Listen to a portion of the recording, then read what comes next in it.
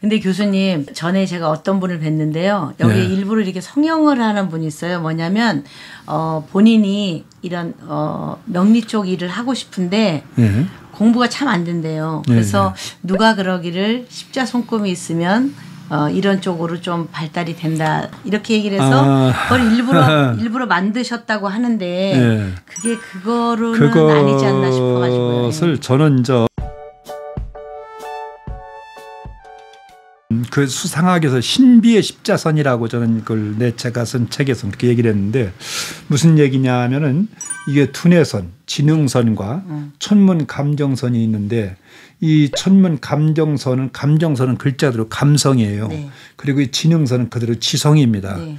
지성과 감성이 합해지는 여기 보면 이렇게 여기 치선이 생겨서 저 같은 경우는 이어졌거든요. 이게요. 네. 그리고 운명선이 깨뚫고 올라갔단 말이죠. 네. 그래서 열 십자가 여기 한 가운데 있는 거죠. 이것을 네. 신비의 십자선이라고도 얘기를 해요. 네. 그래서 뭐냐면 자기가 아는 지성을 감성과 어떤 같이 결합을 해서 어떤 예지력이라고 해야 되나? 그 신학대학에서 졸업시험을 잘 봤다고 해서 훌륭한 성직자가 되는 것은 아니거든요. 네. 뭐냐면 그 성령의 역사가 이루어져야 되듯이. 네, 맞아요. 부처님들도 마찬가지. 강원에서 공부를 잘했다고 해서 불교대학에서 공부를 잘했다고 해서 꼭 좋은 큰 스님 소리를 듣는 것이 아니라 학생보다도 부처님의 가피력이 있어야만이 되듯이 이 신비의 십자선이 있는 사람은 이런 영적인 능력이라고 해야 되나 예지력이라고 해야 되죠. 이런 쪽에 발달되어 있다고도 보고 또 그렇게 하고 이 신비의 십자선이 있는 사람은 그걸 구사일생으로 어떤 어려운 일이 있어도 그걸 잘 탈피할 수 있는 그런 선이 있다 해서 그걸 얘기를 해서 신비의 십자선이라고 얘기합니다. 그래서 그런데 이것을 일부러 만들었다고 해서 그게 선이라고 해서는 그건 흉이죠. 흉터를 그렇죠. 만드는 거죠. 왜냐하면 선이라는 것은 뼘마디와 뼘마디에 이어져서 저절로 생기기 때문에 그렇기 때문에 있던 것이 없어지기도 하고 없었던 것이 있기도 하고 또 군살이 배겼던 것이 어떤 일을 하고 사느냐에 따라서 분필을 잡고 사느냐 곡괭이를 잡고 사느냐 망치를 잡고 사느냐 뭐 이거에 따라서 그 손에 그 마디 금도 바뀌는 겁니다. 이게.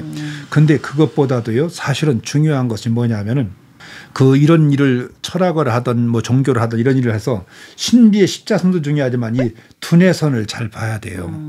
이 두뇌선은 그 사람이 머리 쓰는 거거든요. 네. 이게 어디로 쓰느냐.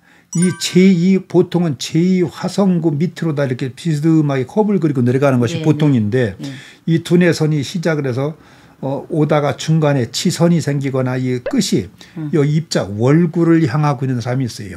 여기를 향하고 있는 사람.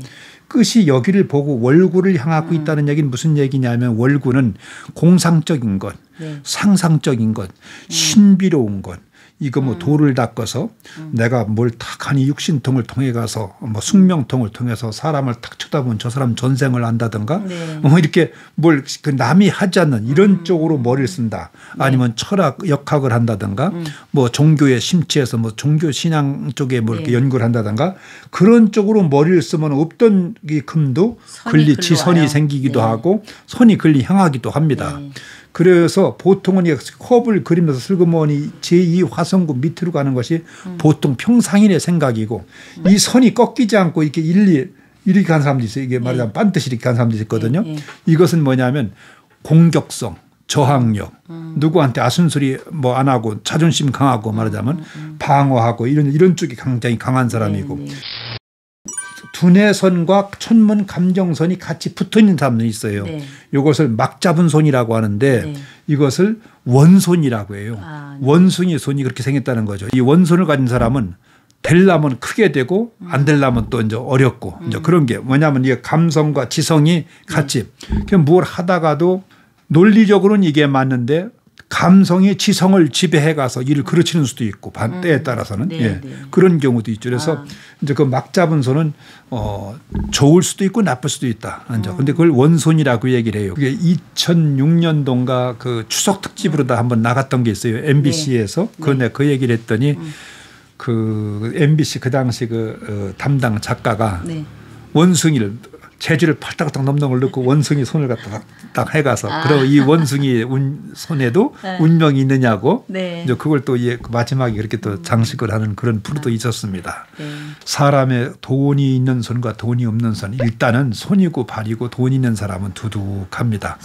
손이 두둑하고 만져보면 네. 한 주먹 되고 그렇죠. 이게 돈이 없는 사람은 만져보면 그냥 백지장처럼 얇고 네. 뼈만 잡고 네. 그리고 나무 지지껍질 만지는 것처럼 탄력도 없고 그리고 손발이 차고 네.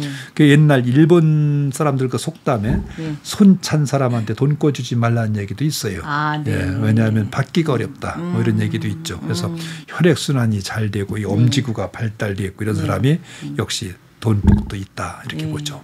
그럼 이제 안녕하세요 인사할 때 손을 딱 만져보고 두툼하다 그러면 이 사람은 좀 신임도 있을 것 같고 제복도 좀 있을 것 같고 이렇게 그렇죠. 생의 그 욕심 말하자면 삶의 욕심도 있는 사람이고 네. 그렇다고 봐야죠. 네. 잘하겠습니다. 예.